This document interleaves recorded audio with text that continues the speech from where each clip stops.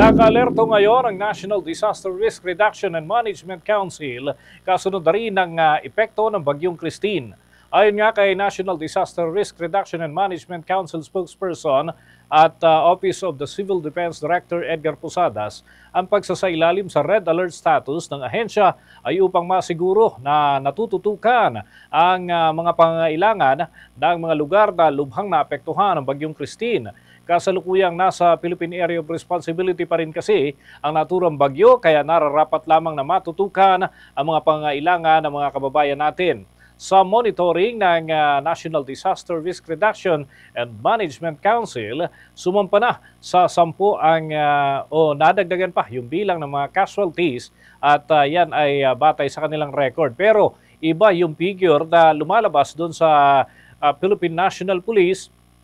Ngunit ang pahayag naman ng NDRRMC ay sinasabi na kailangan muna nilang i-validate bago ilabas ang mga data hinggil dyan. Nakikipag-ugnay na rin ang kanilang tanggapan kay Transportation Secretary Jaime Bautista na bukas naman daw ang ilang mga paliparan sa Bicol Region, partikular na yung Daragab, Virac sa Catanduanes, Masbate at yung Naga Airport dyan sa lalawigan ng Camarines Sur, at maaari daw itong gamitin para sa air transport, para sa mga relief supplies. Siniguro naman ni Bautista na may mga ka-personnel o mga Civil Aviation Authority of the Philippines personnel na naka-standby para naman mag-asiste doon sa magkakaroon ng mga problema sa paliparan. Ang Bicol Region ang lubhang naapektuhan ng Bagyong Christine.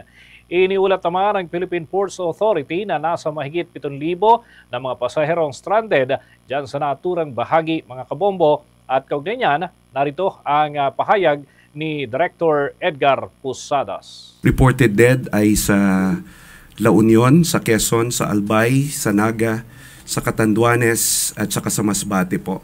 Yun pong injuries ay sa Camarines Norte and sa Southern Leyte. And yung atin pong missing ay sa La Union, Quezon, Camarines Sur, Masbate, and Cebu.